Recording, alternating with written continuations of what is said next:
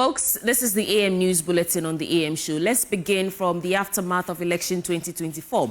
And the Electoral Commission has expanded the recollation of electoral results to 9 constituencies. At a press conference to address issues concerning the results of some outstanding constituencies, Chairperson of the EC, Jean Mensah, says recollated results of 3 constituencies, that is Suhum, Akwetia and Fantiakwa North, will be accepted. James Saveji will tell us more. The Electoral Commission, in its latest address, has rejected the coalition a result of 9 different constituencies. You recall that the NDC and NPP have dragged the commission to court, with the NDC in particular asking for a rerun of the elections in the Nsawa Medrejere constituency. The commission chair, Jean Mensah, has been explaining the situation under which some of these constituencies' results have been collated. Our staff have been threatened, and the established collation processes, as guided by law, have been disrupted, and winners have been declared without due processes governing collation being followed. In a number of instances, our staff have been threatened with death and forced to declare outcomes without adhering to the processes governing collation. Although accepting the electoral result of Suhum, Akwetia and Fantiakwa North constituencies, the EC chair explains reasons why the 9 other constituencies, including the embattled Nsawa Medrejere constituency results, cannot be accepted. In Tema Central, the DEO again was threatening, and he was forced to declare results using 146 polling stations instead of 148. The commission would not uphold that declaration. In Domi Kwabenya, there's some contention with 3 polling station results, and the commission is carrying out its own investigation with the 3 polling station results. The EC is asking the president and the president-elect, including the National Election Security Task Force, to provide a safe place for the recollation. We therefore use this occasion to humbly call on the President of Ghana, His Excellency Nana Addo Dankwa Akufo-Addo, as well as our President-elect, His Excellency John Dramani Mahama, to intervene in this matter so as to ensure that the commission is provided with the necessary security and protection to carry out its functions. The EC, however, is silent on the cases pending in court as to whether they would wait for the conclusion of those cases before they proceed with the coalition. They have also not been able to address the specifics of the electoral materials that have been burnt in the fire outbreak that happened in the last 3 days. From the EC headquarters here in Accra, my name is James Saveji for Joy News. Now, President-elect John Dramani Mahama has criticized the outgoing government for attempting to create an overly optimistic narrative about the economy as their tenure comes to an end. Speaking after the Canadian High Commissioner to Ghana, Miriam Montrat, paid a courtesy call on him, he expressed deep concerns about a $2.5 billion debt burden in the energy sector. He warned that without urgent intervention, the energy sector could face total collapse, describing it as a critical area the outgoing NPP administration has mismanaged. Here's more. The energy sector is another area in which this outgoing administration has mismanaged in a major way. They've kept the lights on at the expense of accruing a very huge debt. That debt is being audited, and so far we're looking at $2.5 billion. And so not paying the producers of energy, just piling on the debt, and paying other things that are not as critical as paying down the energy sector debt. ECG has a very poor governance record, and aside from that, its losses are so huge. Technical and commercial losses, about 32%. I don't see any utility that can run with 32% commercial and technical losses and be able to continue to survive. And yet the little money that comes should be prioritized in paying those who provided the electricity. Instead, they take a chunk of it and use it to import crude oil. They're more interested in supplying crude oil than exploiting our upstream, where we have a lot of gas, so that we can provide cheaper gas. If we could cover our energy production with 100% gas, that will save us in excess of $1 billion every year. And yet, they've driven all the upstream people out. He and I went and took refuge in Côte d'Ivoire. President-elect John Dramani Mahama also dispelled claims that the Operation Recover All Loot Committee, that is the Oral Committee, is a tool for political witch hunting. His remarks come amid concerns from some groups that the committee's investigations will unfairly target individuals, particularly members of the outgoing administration. I announced the preparatory committee, and I think people are misunderstanding it. We're receiving a lot of information on things that are going wrong, or things, corruption scandals and all that. Some send me texts on my phone, some call me, others pass through other people. We want a focal point where all that evidence is directed, and so that they can assemble that evidence. And once we come into office, Oral is not going to be investigating people. It's going to gather the evidence and pass on that evidence to the government institutions that are geared, supposed to do that kind of work. And so we just want that if people have any information that they think is useful in the fight against corruption, pass it on to this team. That's what the team is about. And they're all doing that service pro bono. They're not expecting any payment. There's no expenditure or budget associated with the task that they're carrying out. And so that's the explanation for it. In other stories, Finance Minister Dr. Mohamed Amin Adam has warned he risks jail term if he refuses to put the mini-budget before Parliament. The Finance Minister has been absent from Parliament for 4 days in a row, leaving the budget for the first quarter of next year in limbo. Now, speaking on the floor of the House, Minority Leader Dr. Ato Forson warned Dr. Amin Adam to be mindful of his duties or risk severe punishment.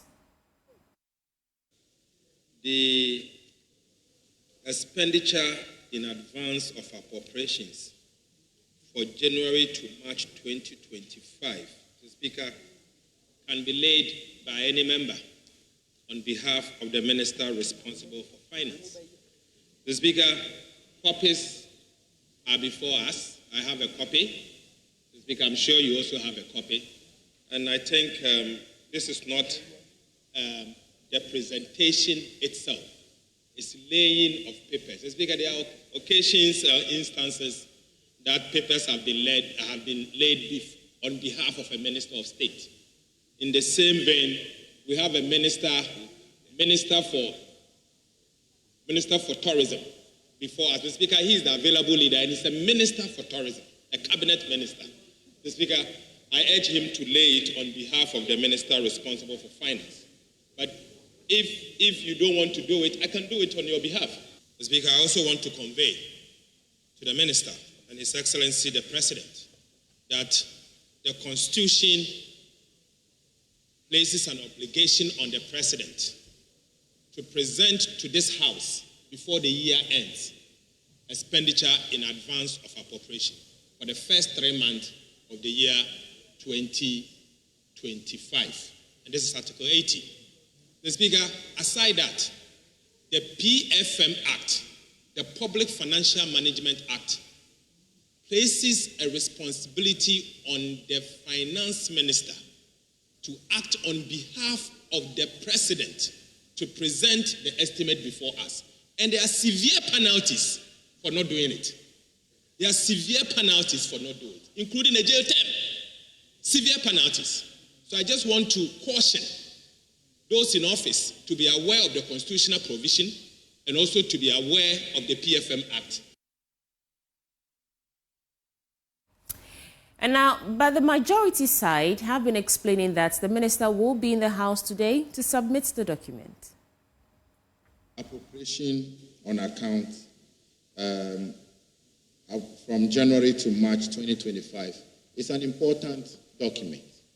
The finance minister ought to do that on behalf of the president. The finance minister have given indication that he's ready to do that, but he's unavailable, absent at the moment.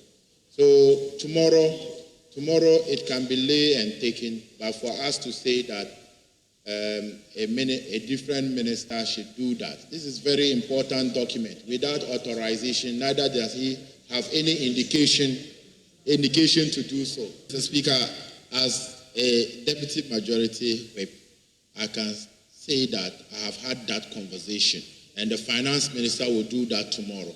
You had the conversation with the president? Yes, and that will be, the indication is that tomorrow. I don't want us to come tomorrow and we are told that I don't have authority to do 1, 2, 3. Then you are the same leaders who say you don't want us to sit on Saturday. And tomorrow is Friday.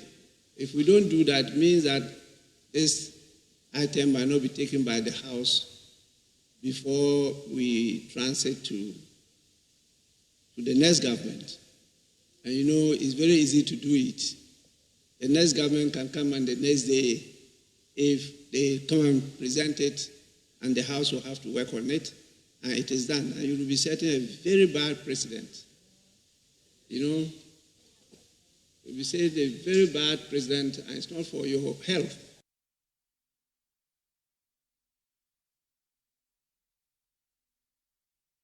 Still on the matter, the majority sought to blame the NDC for the delay and were shut down by the Speaker. What really happened? Let's take a look.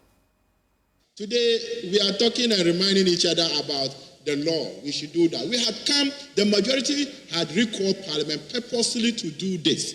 But we were rather busy fighting about who become minority and majority. So tomorrow it will be done, Mr. Speaker. You are aware that the House had to be adjourned sine die because you boycotted sitting. Yesterday and 2 days ago, in my absence, you people made those statements as if either the Speaker or it's rather the minority that caused the delay in the presentation of this item. That is untrue. You know what happened. Because for good reason, we don't usually want to disclose so many things to the public. So please, don't push us to the corner. We'll be compelled to come in defense. And that will not be good for you. When I say you, I mean the New Patriotic Party and its future. I'm very clear in my mind about this. Don't push me to say things.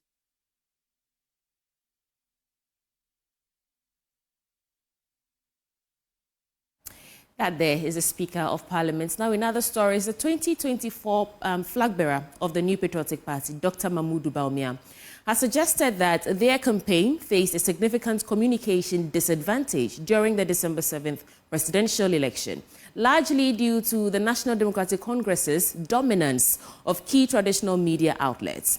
Speaking to NPP communicators at his residence yesterday for the very first time since the December 7th election, Dr. Mamudu Bawumia acknowledged the party's efforts during the campaign, but noted that the media imbalance hindered their electoral strategy. Yes, more. It was a big disappointment. There's no doubt about it when the results came. Why was it a disappointment? Because all the work we had done was pointing to the fact that we would win this election. There was clear evidence on the ground as we went to all the 276 constituencies. It was clear that, we were going to do well. But on the day of the election, something was amiss. Turnout was so low, and everybody was wondering what was happening. Why? Where are people? I must say, like I said, we worked very hard in the campaign. I must tell you that I'm very proud of the communication team. Very, very, very, very proud. We did very well. You did an excellent job. I must congratulate you. We dominated the NDC in social media. By far. by far, very, very clearly.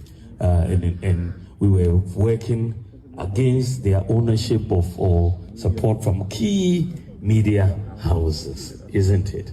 You know, so which put that as a disadvantage in many ways in terms of the communication field, because we had a lot of these key media houses who were not on our side.